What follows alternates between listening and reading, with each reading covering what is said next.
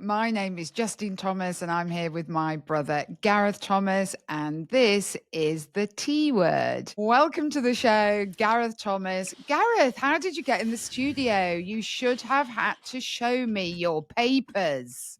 Are you going to be showing me your papers anytime soon?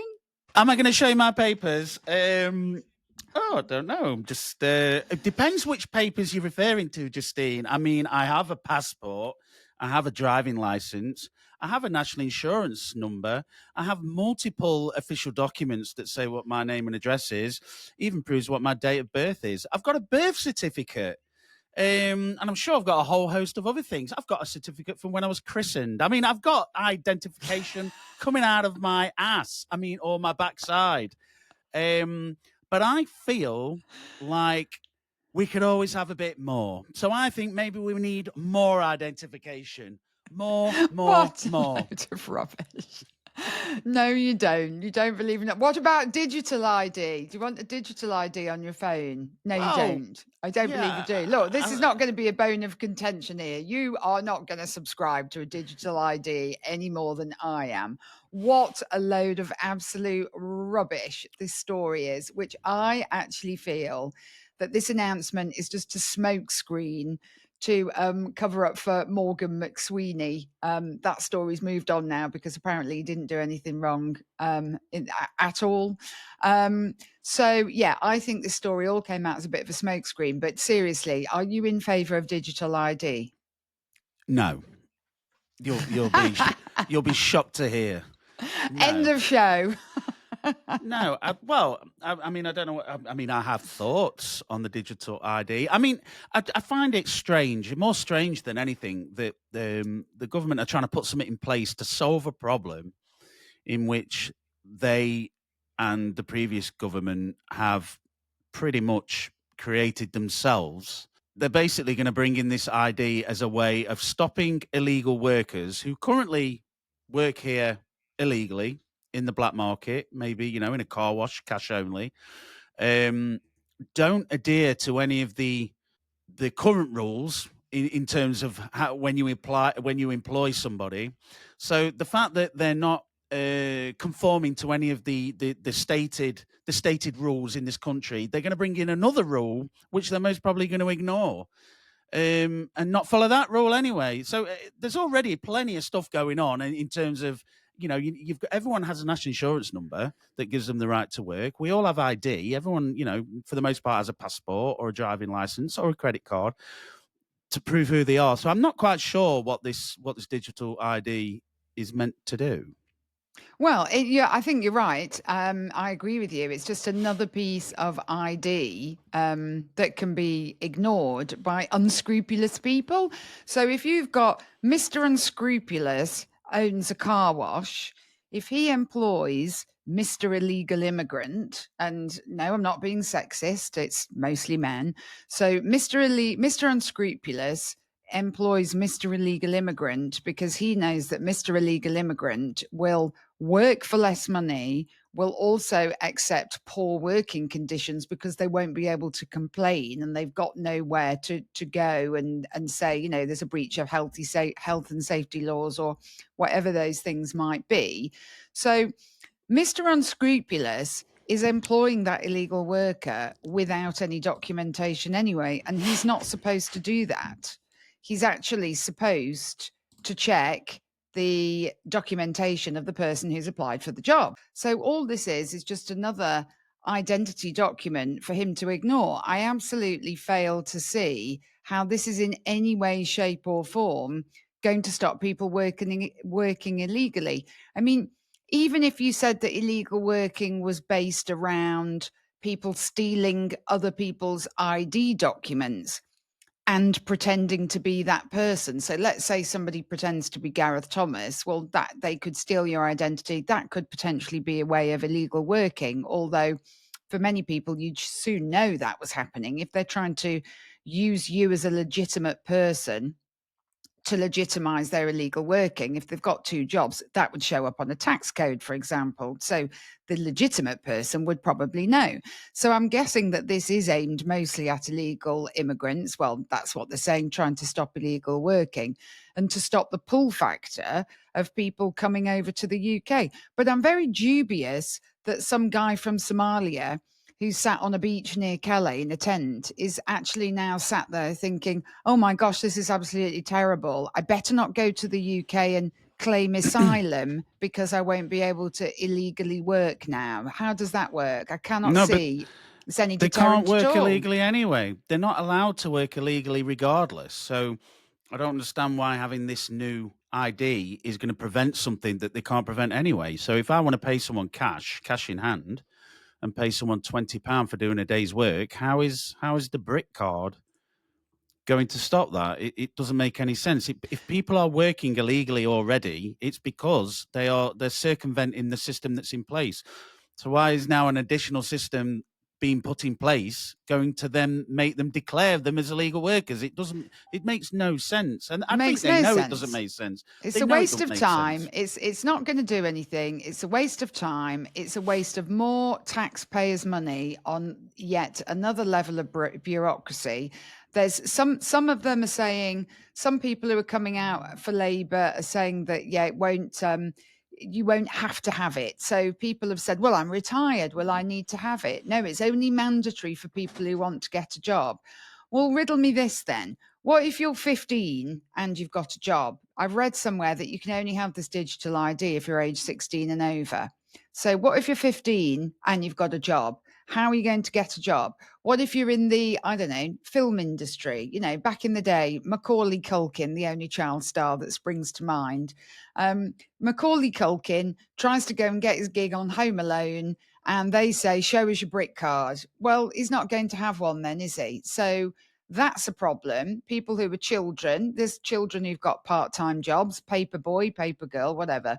The other thing that I don't think has been thought through is, what about people who cross from the Republic of Ireland to work in Northern Ireland every day unhindered due to the Good Friday Agreement? Well, those people are not going to have a brick card because they're not British, are they? They're not from the UK. So what's going to happen to those people? So I don't think it's been thought out properly. And vice versa. Yeah, and I think, well, you don't need anything to go and No, work that's my in point. Ireland. But that's my point. So any illegal immigrant that's in Northern Ireland can then, in theory, just go over to Ireland to work illegally anyway. Well, that's not our problem because we're not from the Republic of Ireland. So that's a problem for them to solve. But ultimately, not if they live in Northern Ireland. But don't you think this will be used for other sort of dystopian means? I mean, there's been a mention of it being used to access your NHS records. Well, we've already got a useless app for NHS. Well, maybe it's not useless. I've no idea. I assume it's useless. That's probably quite unfair of me. But there's an app for your NHS records. But this system is apparently going to be built on I think they call it the one login or the one ID, which your gov dot whatever is built on. But let me tell you something about that. So I discovered today, this is how secure, this is how much we can trust our government with secure information. So I discovered today that to check your own driving record, you go to the .gov website, you put in your driver number, you put in your national insurance number, and you put in your postcode. And it will bring up your driver record. So if you've got any criminal convictions, driving convictions, speeding offences, etc., it will bring those up. They are criminal convictions, okay? Nobody else is entitled to find out your criminal conviction history, even for driving expenses, even for driving offences, say like the disclosure barring service is allowed to access it. It will be on the police national computer, etc., etc. But the average Joe isn't allowed to just go and find out what your criminal record is for driving if you've got any speeding offences. Tell me this is how preposterous this thing is, because I don't trust the government to actually do this in a way that's safe and secure. I do not trust the government with my data, and I want them to have as little of my data as possible. So I can go and put those 3 pieces of data into a web browser and it will bring back my confidential information. So tell me who else has got access to a national insurance number, your address, and your driver number. Who's got access to that Oh yeah, I information? suppose your employer has. Exactly. Because even if you don't drive for your employer, you may have used your driving license as a method of identification if your employer did the proper right to work checks. And even if you didn't use your driving license, if you're a driver for that company, then you would have used your driving license. So what that means is there's already a system in place, which I can't believe this. I mean, I just couldn't believe this when I saw this today, how nobody has ever thought to realize that with these 3 pieces of data, you can go and get access to somebody's driving record, their criminal record. Well, how can that? I know where you live. I probably got your NHS number, your national insurance number from somewhere. I've probably got your driving license somewhere, but you wouldn't be bothered probably about me looking at your driving record, even though I don't encourage anybody to do it because it would be a criminal offence to go and do what I'm saying that you can actually do. But if you're working for a company, you could do this. So an HR person at a big company would be able to get all this data and we'd be able to just look up this information. That's how secure the government systems are. That's the amount of thought and effort that's gone into that. Well, the problem for me isn't necessarily that the government are going to have all our data, because they've pretty much got absolutely everything. The only thing that springs to mind for me is when people were saying they wanted to leave the ECHR, the people who were opposed to doing that were comparing us to, if we did, they would say the only people that aren't in the ECHR are countries like Russia or Belarus. Belarus, yeah. Well, when it comes to like the identity, the BRIC card, we're now aligning ourselves with people like China and North Korea. So the problem you've got is, I always think back to when, can you remember when the truckers were protesting in Canada?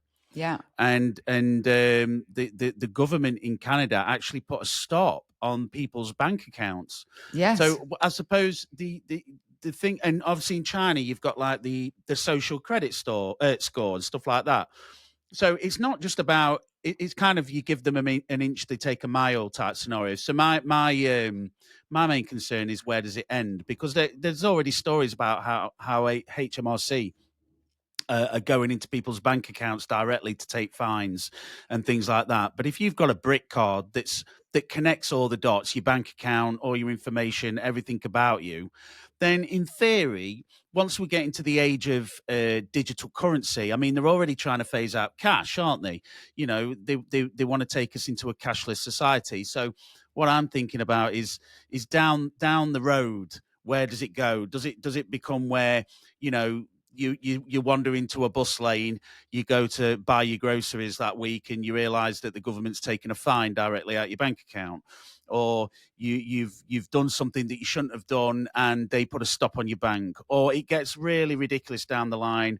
You have more than 2 holidays in a year, and all of a sudden you try and book a third holiday, and they say, no, you've used as much CO2 as you can this year, mate. You're not booking another holiday. How far does that kind of overreach come in the future? And that's so, like I say, the government, if you're being investigated by the police, they can know everything about you within 10 minutes. But it's for me, the worrying thing is putting everything under one umbrella and then thinking about where it goes from there. Yeah, and I just don't think it's going to go very well, is it? I mean, I mean, we've do you already trust heard. the government? Do you No, trust the government no, to be responsible? no, and we've already, Nigel Farage, he was debanked, wasn't he? Yeah, he These was. Yeah. things, these things do happen, and no, I don't trust the government. There's so many data breaches anyway. Um, I can't see, and in light of the example I gave you, I mean, these whole systems are designed. Who on earth designs these systems? They're not fit for purpose. They're definitely not secure. And you know what? Fundamentally, there's a principle at stake here, which is our society is not built on the premise that I have to prove who I am. I shouldn't have to prove who I am to be able to have a job. But actually, we do have to prove who we are now because of fraud and because people are evading tax, or all of those reasons. Well, okay, so I have to prove who I am for that. I actually believe that fundamentally people should have as many touch points with the state as possible when they're going through their lives, and that there should be less interference from the state, not more interference from the state. And I think the problem with this ID card is, yeah, it will just be used, it will balloon in terms of its use, and it will start to be used for more and more things. And I think that just the idea that you've got a digital ID, to me, is very dystopian. And what's his name, Darren Jones, the MP, who I think is the cabinet secretary, did that ridiculously patronizing video where he said, "Oh, it'll be great because you won't have to rummage around for your passport." Who's rummaging around for their passport on the day that they go to a new job? I mean, maybe I rummaged around for my passport when I was 15 and I was trying to get in a nightclub where you had to be 21. And if I was doing that 3 nights a week, maybe I was rummaging around for it 3 times a week. How often does anybody go for a new job? Nobody's rummaging around for anything. It's just absolutely pathetic. And his whole video was completely and utterly patronizing. And quite frankly, I've had enough of these idiots telling me what I should do, how I should live my life. I want to be able to get on with my life and live it how I want to live, and not have extra constraints put on me in terms of data that I have to hand over to the government to store in some computer or on some database where they're probably likely to lose it. Well, also, what happens if, because obviously we're in an age now where you can get a job just by using an app. So if you're delivering for Deliveroo or Just Eat, or even if you're working at Uber, I don't think you have to physically go and apply for the job. So who's to stop someone showing their brick card when it comes to actually applying for the job, and then someone else doing the work? And Oh, then that's a really good, that's an interesting point. so Yeah. I think that actually does happen with. That's how a lot of these the immigrants are working. So you've got someone who's entitled to work in the UK will set up the app, and then the other person will go and do the work, and then Yeah. the money will get paid into the person's bank account who's entitled to have it, and they'll just share the money out.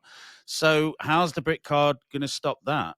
Well, You I know, think part of the thing with people who work for Uber and Deliveroo, etc., or Just Eat, is that you have one person and they just lend they just somebody else just logs into the ID, don't they? And I've heard stories of people who've said that yes, they have opened their door and the person who's supposed to be standing at the door doesn't seem to look like the person who's supposed to be standing at the door. but this is what I mean. When these people are logging on, they're not reporting to like a hierarchy. They've not got a line manager that they have to clock in with before they start the shift. They literally they just log into the app, and the app says, "Right, I've got a delivery order. Do you want to pick it up?" "Yeah, I will," and they're going to do it. But if that account is being shared by multiple people, then how's the brick? I think the thing is the brick card is just so ridiculous. The reason that they're bringing, and this is why everyone has just fallen out of love with Labour so quickly, because everything they do is just veiled in some really weak lie. Literally, all the reasons that they decide they want to do something is just specifically and solely for their own agenda, and they think that the British public are thick. And I can't see that anyone believes that this card. I mean, how's this card going to physically? So hold on. Now that I'm thinking about it, so the main purpose that people want to come here isn't to work. It's because when they turn up here, they get put in a 4-star hotel, given a phone, given money, given benefits, given free hospital treatment. I mean, if I was someone from a third world country and I travelled through Europe and I had, I don't know, an ingrowing toenail. What's the one way that I know I can get it fixed? I can get on a boat, get over to Britain, and I'll get free healthcare. Let's say you've got cataracts. Let's say you've got some kind of heart condition. If you come over to the UK, you are going to get free health treatment. So the boats themselves, I mean, how is the brick card Well, going to you stop set people up, yeah, coming you over the set up, boats yeah, and you set claiming up for life. benefits? Yeah, you set up for life because even if you didn't want to work, as you say, you will get benefits. It's quite a paltry amount, but eventually you'll have your claim heard. If you are granted asylum, you'll be given refugee status. You'll have full access to benefits, full access to medical care, which is a hell of a lot more probably than what you were getting in Afghanistan or whatever. But then it gives you a foothold to bring your family over as well. And then, once you've got refugee status, you can actually then go out and work. So you'll have your digital ID then, won't you? You will be working. But the point is, yes, you're right. In terms of putting people off, it's not going to put people off No, because so many but of they these say it people is. get asylum anyway. It's a But lie. it's just It's a rubbish because lie. the people who are happy to work illegally, really in the black economy, completely Are underground, claiming they're benefits happy. as well. Well, yeah, and they're happy to do that anyway. And they will always find Mr. Unscrupulous, the employer, who is going to enable them to do it. But you've got, in terms of people coming over here, what about this guy that I heard about last week, this Afghan chap who came over and was granted leave to remain refugee status and was found to have gone back to Afghanistan on an 8-week holiday? He went back to the very place that he said he was fleeing from, that his life was at risk, blah, de, blah, de, blah. He's come over here and he's been granted asylum and now he's gone back to Afghanistan. Well, what did he need asylum for then? Well, Why did he need asylum? it happens all the time. I've got two neighbours that do exactly the same thing. They fled from Iraq, and every 6 weeks holidays they go back to Iraq for 6 weeks. Now I mean, it's live. disgusting. I'm Well, sorry. It is disgusting. We are a very, we're a tolerant nation. We're a generous nation. We've let all of these people come in for years. I mean, personally, I don't think anybody wants the illegal immigrants to come in on the small boats or the overstayers or whatever. But, for many, many, many years, our country has enabled people to come here, and we've been a place of sanctuary for people who are genuinely fleeing places. And ultimately, these people aren't fleeing anything because they're going back there. And it is a complete and utter Mickey take. And I have had enough of it, because I'm the one who's having to pay for it. You're having to pay for it. Who else? The taxpayer is always funding this, and these people are just completely and utterly taking the mickey. well, if you that makes you a racist according to Keir Starmer. But like I say, we all Yeah, but Keir ju- Starmer's living in 2018. That narrative well, has moved no, on now, hasn't it? no, but Nobody buys into that. Who buys into that? it's Some lefty loons. no, that's what I mean. But like I say, I mean, I've got two neighbours on my street that go back to Iraq. But we laugh and joke. We call it Costa del Basra, because literally they fled that, but they live in a council house. They live, they don't work, so they're living on the state. So it's just a case of it's always the same. It's taxpayer, shut up, just crack on. If you go against the government's narrative, you're just a knuckle dragging racist. And I think people have just had enough. I've had Well, enough. and I think I see my money getting just wasted left, right, and centre. yeah, And and I think a I, and lot I of other think people have had enough.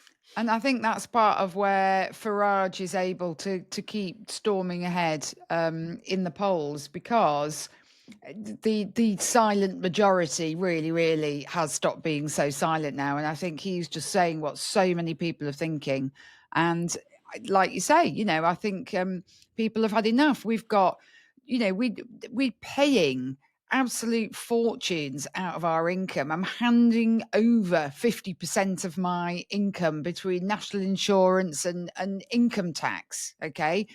So I'm handing that over every month. Then I've got to pay tax on everything else that I buy. I mean, there's precious little left. I mean, quite frankly, sometimes I think, what is the point? But even things with, healthcare, I mean, the GPs are now saying, if you force us to use an app so people can book appointments, maybe we'll go on strike. I mean, they've already limited the amount of appointments they can do to 25 a day. Okay, I don't know the background or the history of that.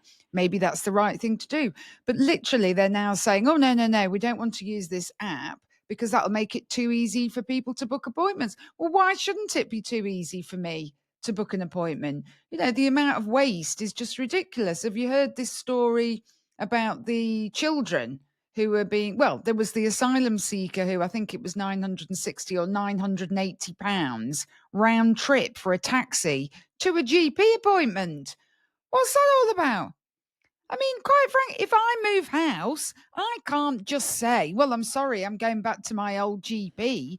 I mean, as soon as I leave, my GPs would be, no, you're out the door. That's it. You've got to go and register at the new GP.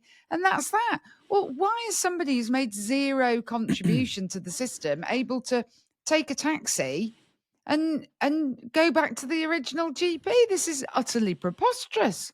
No, but it's just this absolute. It's just a flagrant waste of money. It's like, because it's not there.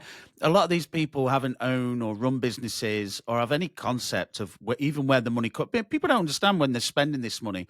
It isn't free money. I mean, apart from the money that they seem to print all the time, but it isn't just free money. This is taxpayer money. This is money that has been, generated mostly by small businesses in the private sector where they've paid their taxes, and these people are just wasting money hand over fist, and they just don't seem to care. And I think it's just the tip of the iceberg when they talk about the bill for, like, for example, migrant hotels is £8 million a day, which is something like £1.5 billion a year. I think it's the tip of the iceberg, especially when you see reports of people that 40-inch TVs being delivered, and PlayStations and all the other stuff that they're given as well, and vouchers to go to, I don't know, Alton Towers or wherever it is they're going. It's just the amounts of money that are being spent is ludicrous. And it's difficult to get a handle on what those amounts of money are, because they're all coming out of little, those things like, go to Legoland, or these stories that we've all heard of. They're coming out of small budgets that councils have got, and they tend to be obfuscated in this grant funding or that grant funding, or the council has given money to a particular organisation for it to deliver some broad brush type service, an overarching objective, and then that charity has chosen to spend the money in the way that they see fit, and then it's come out that they've spent it on, I don't know, archery lessons or whatever it may be. And that's the problem with actually trying to get to the root cause of where the money's been spent. But yeah, I mean, in terms of the sending the children to school, I mean, the amount of money is astronomical. I'd read that some councils are spending up to 10% of their budget sending children to and from school in taxis. So there's the child where it was 980 quid is 2 journeys a week. It's a 59-mile trip to get there in a specialist vehicle. I mean, I don't know the circumstances of this child, but I mean, you might as well build a school at that child's house. It would probably be cheaper, wouldn't Well, it? when I was at school, which is a long time ago now, you would probably have one or two special pupils that would require a taxi to get them to school.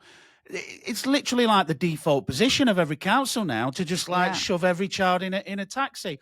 And again, it's just because they just love spending other people's money. They literally, it's like they just walk around with a money gun, just blowing it everywhere, left, right, and centre. There's an over categorization, I think, isn't there? The whole thing about mental health with regards to benefits, that's all, it's just ballooned in terms of who falls into the definition of these things, or the scope of which things are covered for the sake of benefits or whatever. That's ballooned in it. The things that now start to fall within the definition of, requiring personal independence payments, PIP, we've spoken before. Somebody with acne had it. People with writer's cramp have got it. People with anxiety. I mean, it's utterly, utterly ridiculous.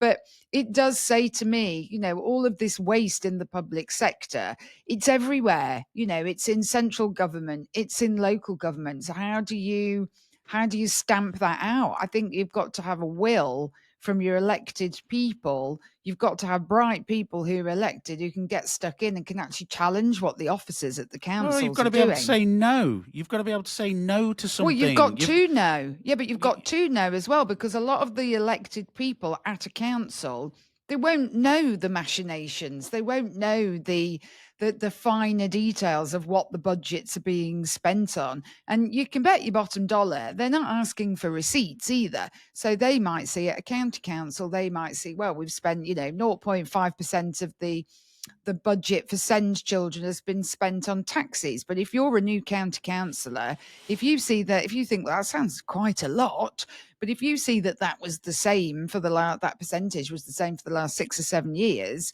you might be forgiven for thinking, well, that's typical. That's how it is.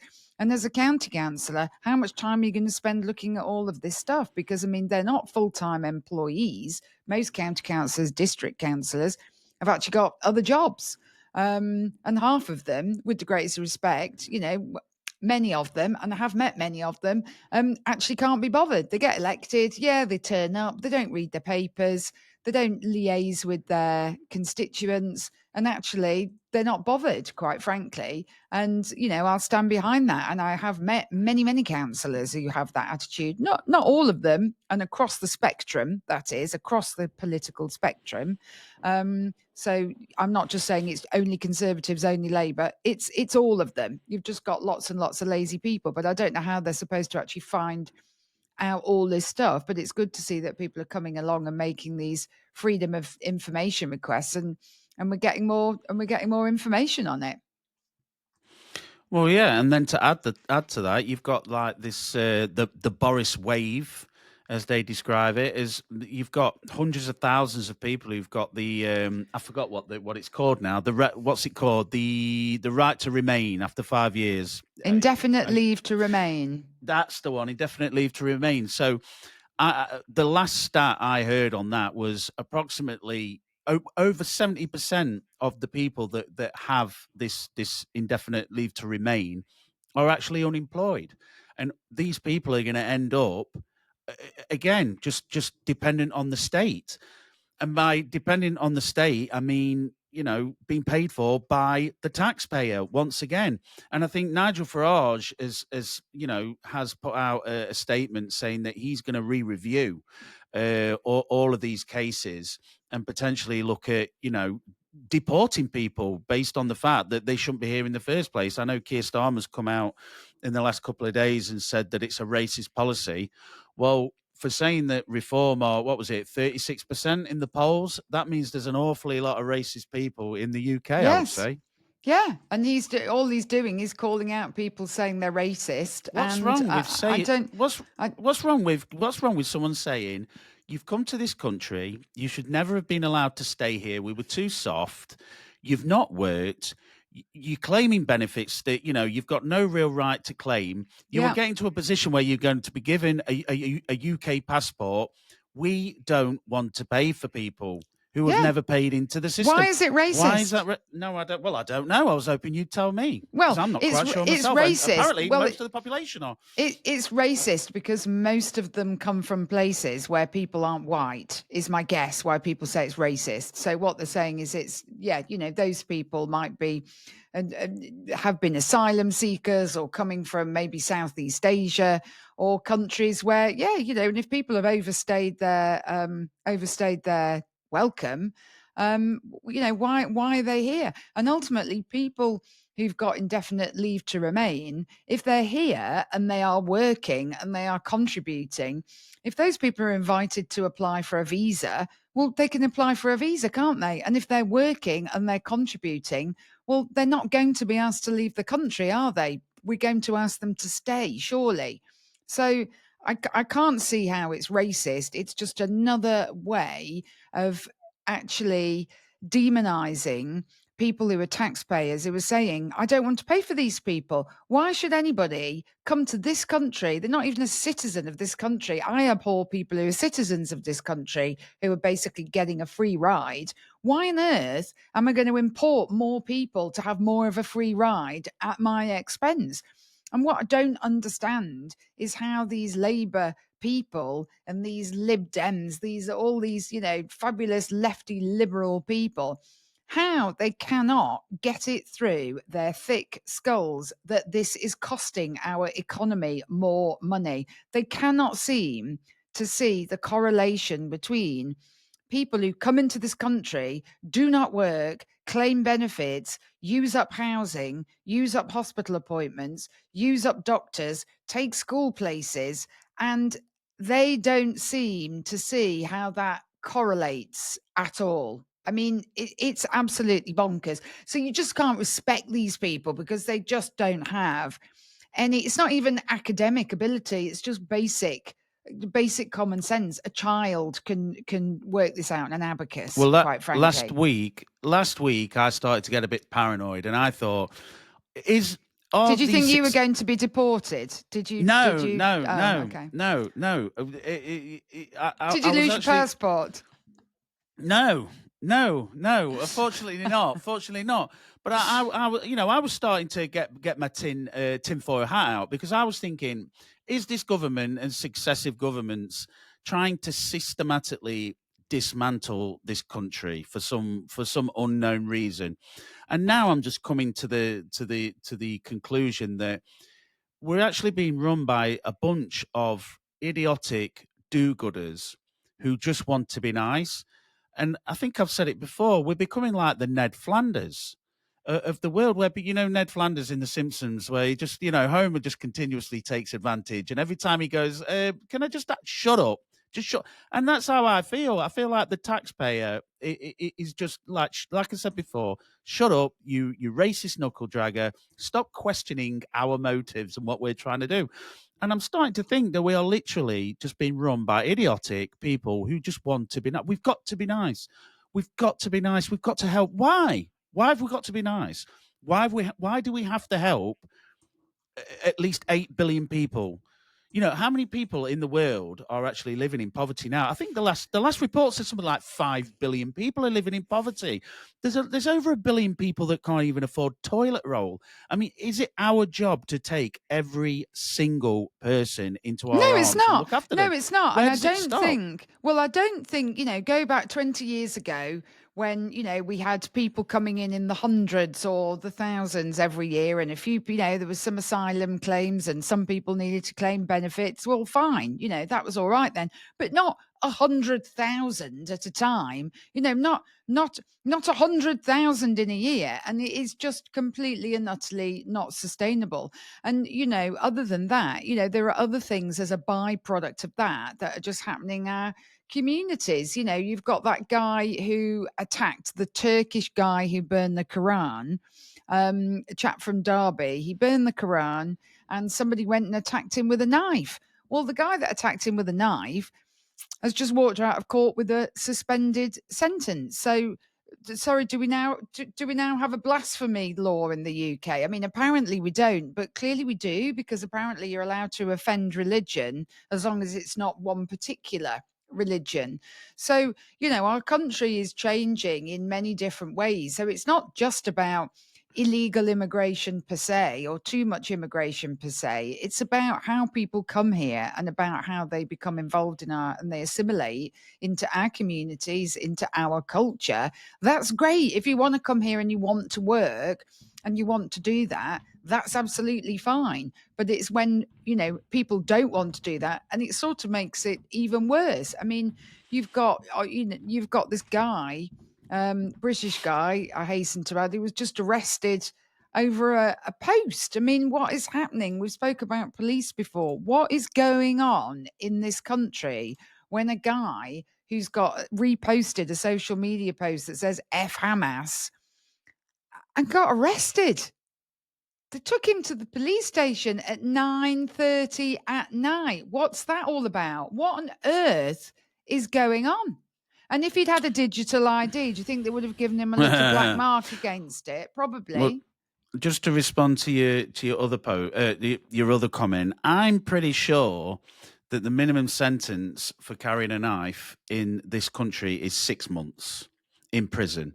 So I'm a little bit confused as to how someone can actually physically attack someone with a knife. And it was a pretty brutal attack. He was kicking him, he was swinging at him with the knife. He could have killed him. There's people who've swung a knife at other people and nipped them and killed them because they've hit an artery In or the hit wrong somewhere. place. Yeah. And Not that like there's you a say, right place, but yeah. and then you go to the other extreme, which is someone who sends out a post which wasn't the nicest of posts. I mean, it wasn't some, it's not something I would have posted personally. It wasn't very nice. But at the end of the day, we're at the point where you've got police turning up at people's doorsteps because, I mean, haven't we arrested something like 12,000 people for tweeting posts? I think when you compare it to Russia, I think Russia's arrested 3,000 people for social media posts. Nobody should be arrested for putting anything on social media unless it absolutely is an incitement to harm another person. So everybody meet me in my garden at 10 a.m. tomorrow. Bring your pitchfork, bring your axe, bring your pitchfork, and we're going to go down the road and we're all going to kill Bob. Okay, that's clearly incitement. You're actually arranging something. Or everybody go and meet on the green, take your pitchforks, get together and all go and find Bob and go and kill him. Okay, you're clearly inciting somebody to harm somebody else. So yeah, totally get that. But somebody putting something F Hamas, which by the way is a proscribed terrorist group, putting that, I mean, F anything if you put that on social media. I mean, quite frankly, who cares? Who's bothered? I mean, it's not even about being offended. I mean, so he was arrested for a public order offence. But just quickly to come back to your man with the knife, I actually think that he was charged with common assault. I don't actually think that he was charged with an offence that would have meant he could have got that severity of sentence. It would have been aggravated. He had a 10-inch blade in his hand. Exactly. I'm not sure what offence he was charged with. There's a video. Yeah, for sure, but I don't know what offence he was charged with. So you asked about the sentence, but I don't know what offence he was charged with. And I think the judge was basically cradling him, apparently, and smiling with him and sending him on his way like he'd been, a naughty boy and just behave next time. It's just ridiculous. I mean, this guy that got arrested for the tweet, apparently when he got taken into police custody, apparently the police who arrested him didn't even know that Hamas was a prescribed terrorist group. And apparently they were shocked when they found out. So saying F someone, isn't exactly inciting violence. This is really that should never be a public order offence. It might not be very pleasant. It might not be what somebody else wants to see. It might not be what we want to hear. But swearing at somebody should not be a public order offence. It's as simple as that. And if you're offended by somebody swearing, I suggest that you don't go on X or any other social media platform, and you go to your local coffee maker Mardle, whatever you do in your local community centre, and probably stay off social media, which is a pretty vile place and full of swearing. Well, it's like that the Father Ted creator. What was his name? I can't remember. Graham Linehan. Graham Linehan. I mean, he was arrested by coppers with machine guns on him. Five. They almost killed him. He had to go to hospital. His blood pressure went so high. They said he was going to have a stroke. It's just ridiculous. For what? Utterly. And all he said, one of his tweets was, if a trans man is in a woman's changing room, he needs to get out, and if he won't, punch him in the balls. Well, if you can be arrested for saying something like that in this day and age, I mean, people throw it around all the time. So, but you are kind of like in Nazi Germany territory, aren't you? It's like, I mean, if you show me your papers. Show me your papers. That's where and it all goes round to the brick card again, doesn't it? That's what you're get. I've probably said, well, I know I have said to somebody about you, and I say to somebody because it's probably about 20 people, but oh my God, I could kill Gareth, or I'm going to kill Gareth. I don't actually mean I'm going to go and come and kill you, do I? It's just a turn of expression. Well, not this week. But yeah, it's just a turn of expression. So, well, we'll see what happens. We'll see what happens with the digital ID card. The last time I looked, there were 2.5 million signatures on that petition. I don't usually sign petitions, but I have to say I've signed that one. Have you? I signed what was the petition that got over 1 million votes? Was it to call a general election? Labour to call something a general election? To do with they're all related to Keir Starmer one way or another. I mean, can this guy get any more hated? I mean, No. literally, Yeah. I Well. don't think Yes. they're. Well, oh, by the way, be careful when I say we hate him. We don't want to stir up hatred, just in case the No, we're police not are watching this. inciting hatred. Yeah, We're but can you commenting on what other people might think of him. can you imagine though if you were to say, I absolutely hate Keir Starmer, and you ended up getting police knocking on your door saying, we're It's going to have to take you in ridiculous. for. I mean, if you think about it, if that stat is true that we've arrested over 12,000 people, I mean, for tweets, that is, for social media posts, what does that equate to in hours? If you were to work that out, let's say each time someone's arrested, it takes an average of 10 hours to process them, and then times that by the amount of police that have to deal with it. I mean, how many man hours do you think we've actually spent on this crap and not spent it on It's a frontline it's a policing? total it's a Two, total waste of 200, money.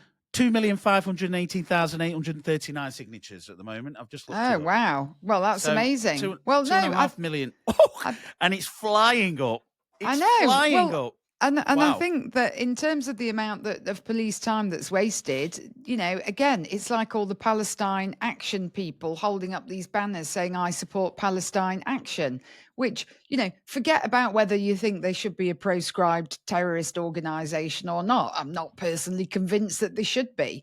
However, people who go and sit there at these divvy protests with their vegan sandals on, were holding up these placards saying, I support Palestine action because they want to get arrested. Those people are disgusting. These are people who are so caring and are so bloody right on and are so bothered about everybody else, and they always want to be kind to everybody.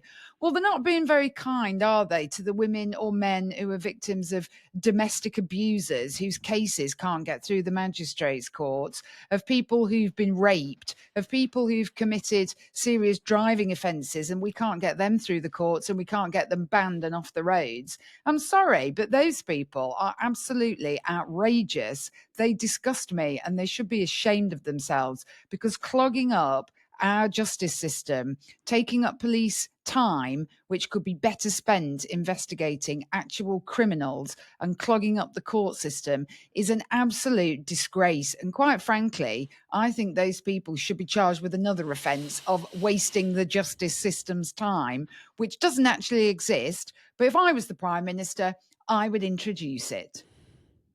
Well, I just did a bit of quick math there while we were talking away.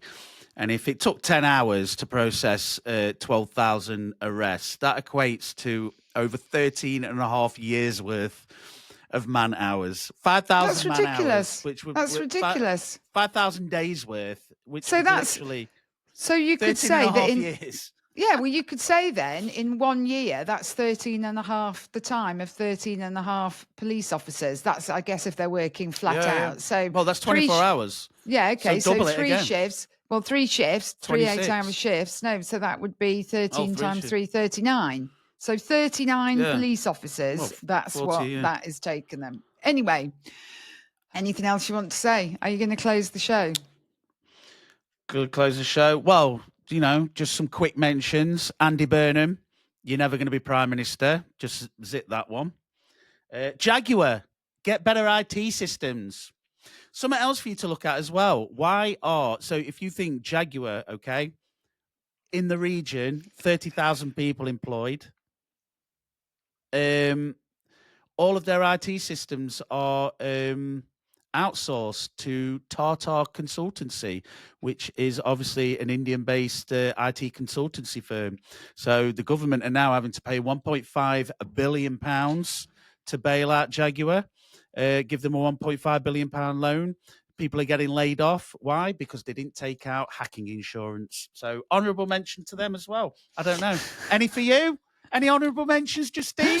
I think I've done my honourable mentions. There's nothing. Well, there you go. There's nobody honourable that I want to mention. Put it that way. Anyway, everybody, thank you very much. If you've enjoyed the show and you haven't seen us before, please subscribe, give us a like. If you've got anything you'd like to tell us or ask us, please drop us a comment in the section down below. My name's Justine Thomas. And I believe my name is Gareth Thomas. But I'll check my digital ID to make sure. And this was the T Word. Thank you very much and see you next time.